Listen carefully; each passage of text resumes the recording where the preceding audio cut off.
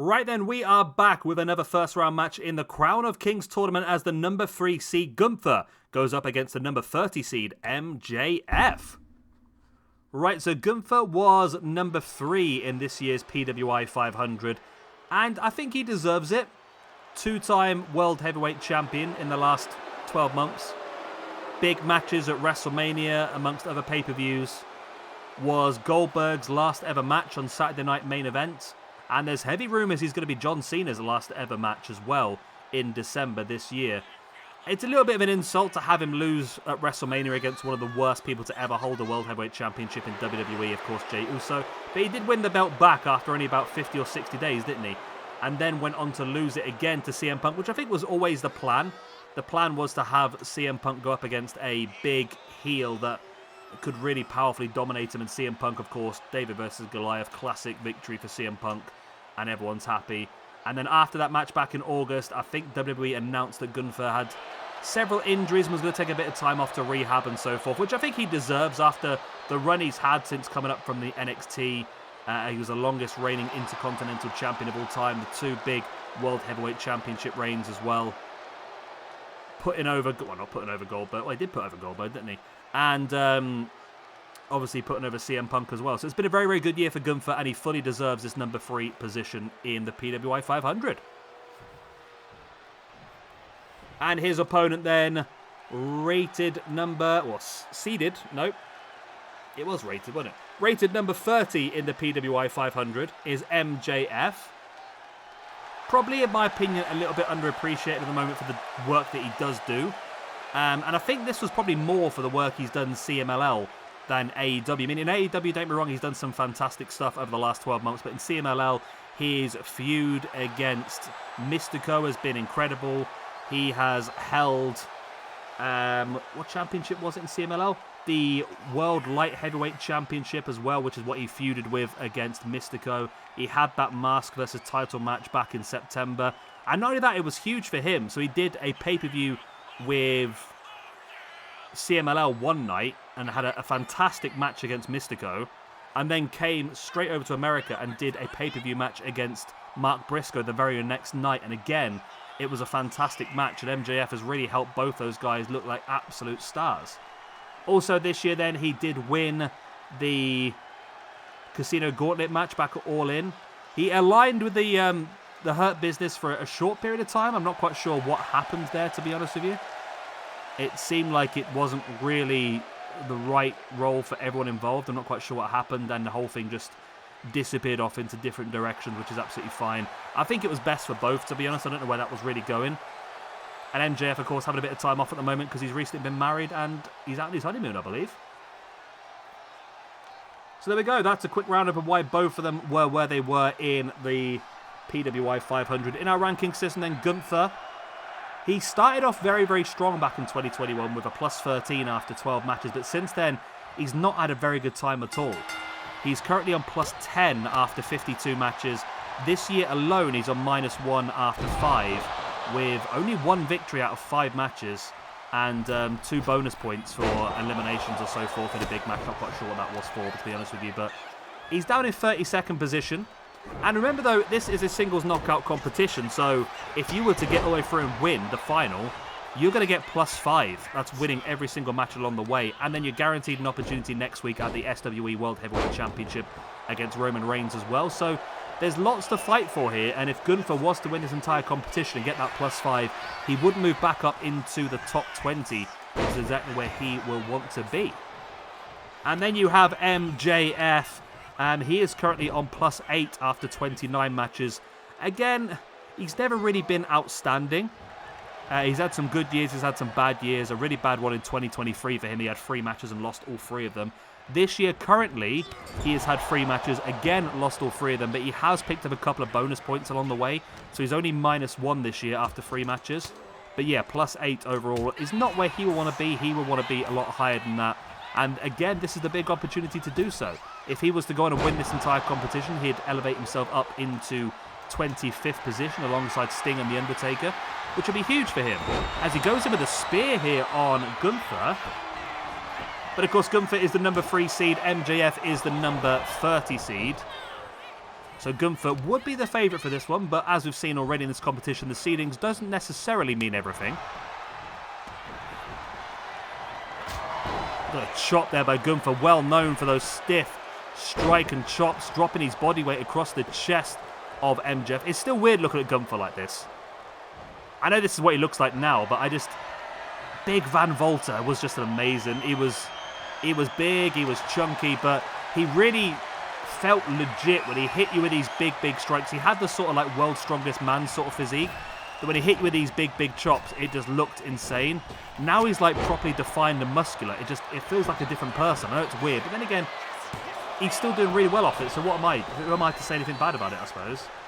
I feel like the look is not quite as good as it used to be, but I say he's done very well to get to where he is now. Longest ever reigning Intercontinental Champion, 2-time World Heavyweight Champion. Potentially going to be John Cena's last ever match, given Goldberg his last ever match. He's becoming the legend killer, isn't he now? MJF now dragging Gunther towards the corner. Gunther fighting back with the elbow. So still one more match left to come today. That'll be Hangman Adam Page versus Vikingo. And then tomorrow, I think because I'm a day behind, because I got caught up on Monday with work stuff. Yeah, Monday I was supposed to be off work and doing all the videos, and then I ended up getting called into a meeting, so that didn't work out so well for me. So I think tomorrow I'm looking to potentially do 8 matches to try and catch up, and we'll finish off a good chunk of round 1 because of that.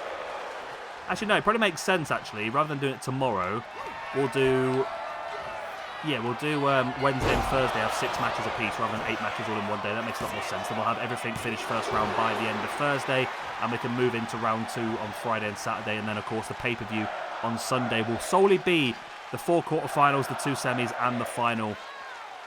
And at that point, we will know who the victor is. And as I said already, next week, the winner of the competition will get an opportunity at the SWE World Heavyweight Championship. And the entire week will be themed around something to do with them. So it's a big one, really.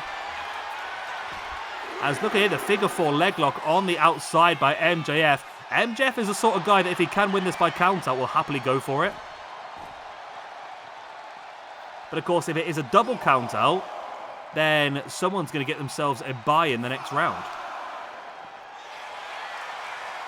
Needs to get himself back in the ring here, I think. The referee's up to 6 now. Gunther sends MJF into the ring steps. See, Gunther's not the sort of guy to get a count-out victory, is he? Now, MJF slowly getting back up to his feet. He's going to get back in the ring. Referee's giving him a little bit of time, a little bit of leeway. He's back in the ring on an 8 count, and Gunther was resting in the corner. MJF taking advantage now, bringing him down the hard way via the arm. Smart maneuver, though, because we know that MJF loves to utilize that arm bar. The better than you and you know it arm bar. Now dropping the body weight, the knee right into the arm of Gunther. Brings him back up to a standing base as a strike in the face by MJF round the back. And look at this, going to drop him on the arm once again. MJF did a very good job here of working down the arm.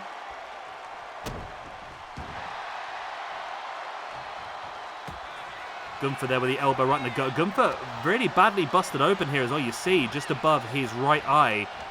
And MJF going to try and take advantage of that. Remember, when you're busted open like that, it is liquid energy running from your skull out of your body. The longer the match goes, the more it's going to benefit MJF. And there is now MJF with that cross arm bar. Well, it's not a cross arm bar, is it? With the better than you arm bar. I'm surprised Gunther hasn't got a rope break there.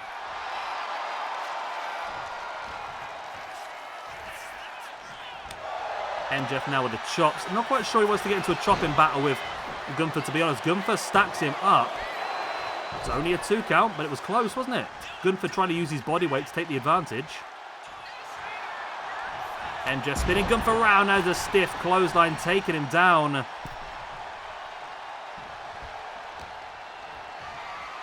MJF now dragging Gunther across up against the ropes. There's the chop.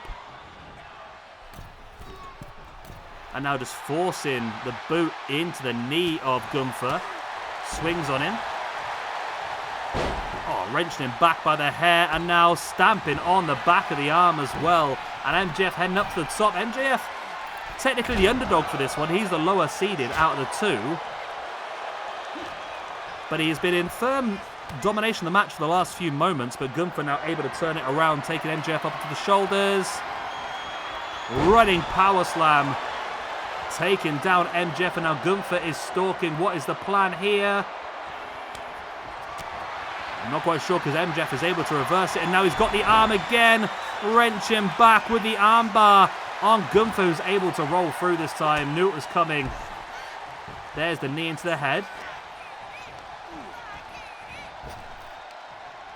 Gunther now around the back of MJF, looking for a German.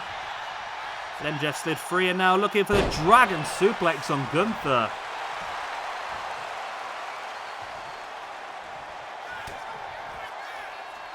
And MJF now with a crossroads. His good friend Cody Rhodes. There's the pin. Will that be enough to take down Gunther? It is! Wow, MJF makes his way in to round number 2, defeating the 3rd seed Gunther. And Gunther, like I said, not having a very good time in our ranking system at all, is he? That's MJF's first victory of the year, moves him up to a +9 after 30. And Gunther, with that loss, is going to move down to a +9 after 53. That's not good for Gunther at all. Not good at all. And as we discussed, it is the highest seed versus the lowest seed in every single round. So we already know one of our first round matches. But now MJF is through. MJF will face the next highest seed person to qualify. So that could be Hangman Adam Page up next against Vikingo. That'd be a huge match, that, an all-in AEW match. MJF versus Hangman Adam Page. But as I said, being busted open early on by Gunther is a massive disadvantage. As I said, liquid energy running from the skull, and eventually that tank is going to be completely empty. And MJF was able to take the opportunity with the crossroads. His good friend Cody Rhodes was able to bring him through to the next round. Of course, we already know that Cody Rhodes is in the second round himself. Could we see MJF face off against Cody Rhodes at some point? The possibility's there. If they both win their second round matches, there's potential for MJF to face off against Cody Rhodes in the quarterfinals. Anyway, I'll love you. Leave you good night. God bless. I'll be just saying I'll see you all later on for the final match of the day. Hangman Adam Page versus Vikingo. Good night.